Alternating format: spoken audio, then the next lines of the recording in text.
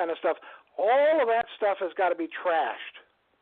That's part of the individuality and separation energy of Pisces, and now we need to move into cooperation and working together, synthesis, and so that stuff is going to be trashed. Now, not overnight, you understand, but as time goes on. See, the most conservative aspects of life will be the last ones to change. So the conservatives in finance, the conservatives in politics, and the conservatives in religion, and there's a ton of them, will be the last ones. They'll be hanging on with their dying last breath to prevent change, you know.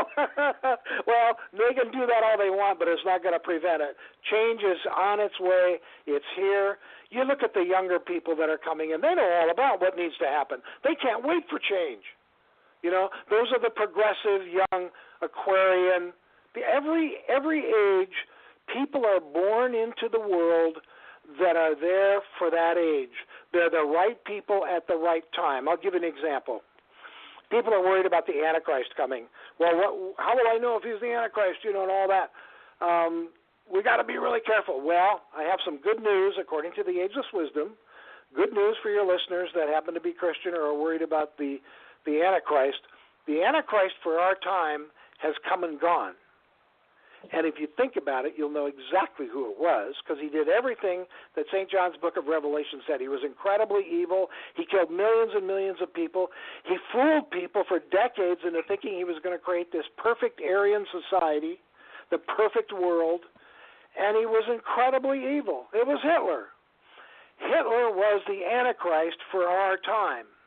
And he was defeated by the Allies because the masters gave us the bomb before Hitler could get it. They realized that was the only way out of this, the only way to save the world. And so they inspired our scientists to come up with the bomb first. Now, the masters didn't think we'd have to use it. They thought that just the threat of the bomb would end the war, but it didn't. They said, we don't care, we're fighting anyway. Japanese and the Italians and the Japanese and the Germans, Hitler, Mussolini, and a couple Japanese generals kept on going, so we had to ultimately use the bomb, but it did save the world. Well, that was my parents' generations. You know, I'm 72. That was my parents' generation. They were here for that purpose, to defeat the Antichrist, and they did it. Women left their homes and went to work in factories. Guys signed up for the army knowing full well they were probably going to get killed. They went anyway. They couldn't wait to go. They were here. They were the right people at the right time to save the world, and they did. Now we're here for this event, for the great event of the world teacher, for the age of Aquarius, and the other teachers to come forward. We're here to start turning the world around and head towards what you were talking about, heaven on earth. Well, a time to start building that is now, and that's why we're here. We're here to think it over, listen to the suggestions, and decide which ones we think are useful, and then put ourselves to work, because we have to make the changes. So that's why we're here, and that's what's going to happen. The churches are going to get cleaned out. There's conservatives in every major religion. There's dogma in every major religion. Man-made rules, that didn't come from their great teacher, came from the men and women who were running, mostly men. And so that's going to get cleaned out of every major religion, including Christianity. Now, it'll take time because they're conservatives that are going to hold on to this till their last dying breath. But I'll tell you something that's going to make a big difference. One of the teachers that's coming, he's on the planet right now. There are 14 teachers, 14 masters in human bodies right now on the planet, waiting for the right time to come forward. They won't come forward until the world teacher does, and I'll tell you about that later. But one of the teachers is Jesus. Jesus is back. He's living in the outskirts of Rome. The Pope and a couple of his cardinals know he's here. The Pope has been asked not to say anything, because if the Pope said Jesus is here, most Roman Catholics would believe it because the Pope said it, rather than experiencing him and knowing it for themselves. It would infringe their free will. So the Pope is just keeping quiet, but the Pope is doing all the things the world teacher wants done. All you have to do, if you want to know what the world teacher is going to teach, just listen to the Pope, because that's what he's teaching. He knows all about it. He knows exactly what's coming, but he's not saying anything yet. But he'll be the last Pope. Jesus will take his rightful place on the St. Peter's throne at the head of the Roman Catholic Church, the largest church in the world, which is basically going to be at the head of the Christian church. And Jesus' job, as I understand it, is to get the Christian church back on track. And there will be progressives who are already leading congregations in a way that it should be led. They're among us now, and some of them are starting to step forward, like Ocasio-Cortez. They're starting to step forward, and that's happening in the religious communities too. There are certain teachers and leaders in the religious community that are very progressive. They know what needs to happen. They know what it needs to be like to serve people's needs. That's what's happening. The church isn't meeting people's needs, and they're looking for ways to do it. So Jesus will be right behind those guys. And so Jesus will be here, and Christians can ask him questions. Did you really say this? And what did you mean when you said this? He'll straighten all that out. So the Christians don't even have to look for the world teacher if they don't want to. All they have to do is wait for Jesus. They're going to see Jesus on TV worldwide, and they're going to hear him on TV. Yeah. Now, one of the things that I read, and I don't remember who it was. I don't think it was Jesus yet, but when I was reading up on some of what y'all were talking about with everything that's going on and everything, it seems to me that I had read that there was already at least one of the teachers that has been on TV. He didn't announce that he was on TV, but he was somehow talking on TV, because I just remember that there was something mentioning that somebody had been on TV that was part of this teaching group, that if we did more research and did more study, we could figure out who it was, but I didn't get that far yet, so I have not going to say that I figured out who it was. You did your homework. I did. Yes. That is the world teacher. His personal name is Maitreya. Maitreya means, in Sanskrit, Maitreya means the happy one, the one who brings joy.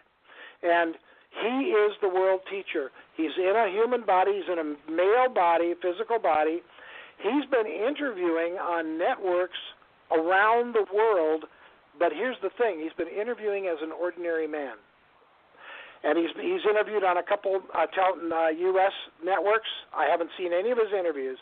He's interviewed a whole bunch of South American television. He's been on Japanese networks. He's been in Russia and China. He's given over 200 interviews as an ordinary man. Some of them he was part of a panel. Some of them it was just him. But here's what's going to happen. You're a great setup, man, because here's exactly how he's going to come forward. He's not going to come forward and say, I'm the world teacher, I'm here to help, listen up. That would infringe our free will. We have to recognize him, just like the world has to recognize Jesus, rather than being told by the Pope. So here's what's going to happen. Eventually the media representing humanity are going to say, wait a minute. You know too much to be an ordinary person. I mean, you just know too much. Who are you really? And when the media asks him who he really is, that sets him free to have what he calls his day of declaration, where he will appear on radio and television worldwide, hooked up by satellites. That's what the satellites are up there for. They're up there for this great event, not World Cup soccer. And he will appear, that's all eyes will see, all ears will hear. He will appear on television and radio worldwide in a huge press conference, and that's when he will declare who he is.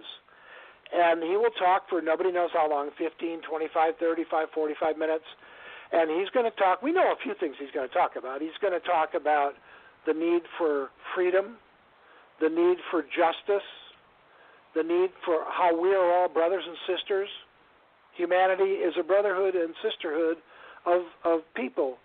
We all need to start taking care of ourselves. We're part of the same family under the same God. One God, many names, but one God. And he's going to talk about that. He's going to give us a glimpse of the past where humanity lost its way. Then he's going to give us a glimpse of the brilliant, unbelievable future that we have ahead of us if we make the right choices. He will do that to inspire us. You'll see it in your mind's eye. You'll see the future. Parts of it in your mind's eye. Everybody will. And it's a gift. He will give us through telepathy, yes. Now, one of the things I'm curious about is you said that he's already here on the planet and that he's already done several interviews. Now, one of the things that I've always been a believer in is that real change cannot be made without having a a yin and a yang, so a negative and a positive. Like when I think of the changes of the civil rights movement, yes, they eventually moved together and they moved to closer alignment. But part of the reason the civil rights happened was because you had on one hand a Martin Luther King that was all about the love and peace, and some people might even consider him a messenger of peace. And then you had Malcolm X, who was very much of a more militant kind of view. Now, eventually Malcolm went to Mecca, and he kind of like moved more to the center, which is what right. you sound like more of the country's doing and everything. But in order for the change to happen, you had to have the powers on both sides. The same with India. When Mahatma Gandhi was going on, you also had the people that were in the streets leading the revolution, and the same with W.E.B. Du Bois and Marcus Garvey. So it seems to me that a lot of times, and I'm just using African-American examples right there, but you can use it even in other societies as well, but you have to have like a yin and a yang. So I'm guessing it says to me like if we have a world teacher here, is Trump the yang? Oh, yes. Yeah, you see how Trump has inspired people to take action? Uh-huh. That's no accident. It is an accident that he became elected president, but the masters can work with just about anything. They can make it work for the right cause. And so now what's happening is a lot of people are activated, people that were complacent, sitting on their couches, which Maitreya, the world teacher, said complacency is the greatest evil on the planet today. That's changing, largely because of Trump in the United States. Right. People are getting off the couch. They're marching in the streets. They're making phone calls. They're tweeting. They're on Facebook, and so on, about what needs to happen, what needs to change different from what Trump says. It's energizing people, absolutely. The masters are making use of that mistake we made in electing him because our electoral college is set up so poorly the majority vote would have never elected him. But since he got in, the masters are working with it, and it's working. It's activating people. Now, when Maitreya comes forward and the masters come forward, you will see reactionary groups. There will be people saying, Antichrist, Antichrist, look out, look out. There'll be other people saying, yes, gung-ho, do everything he says. And there'll be other people saying, wait a minute, let's think about this a little bit. Let's maybe start with these two things. So you're going to see a lot of that still. Now, eventually, people will all be pulling on the end of the same rope. But, we're looking at 50, 100 years from now. He's going to be, for my best information, is my best guess, this is not official, is that we'll see him on TV within the next 2 years. I used to say 10 years, then I said 5 years, now I'm saying 2 years. So this is going to happen. If you're reasonably healthy at all, this is going to happen in your lifetime, to the listeners. And this is not something that's millions of years off in the future. Christ isn't going to come and wave his arm over a desolate world. That makes no sense. He's going to come and be the teacher that he is. And the world teacher is going to be a teacher, and all the other masters are going to be teachers, and we're going to turn this world around. We're going the wrong direction, and we're going to turn it around, and that's why we're here. We're here to help create that critical mass. Maitreya said a long time ago, he said, there was a time when 10 true men could save the world, then a time when 10,000 could not. I will call upon 1 billion.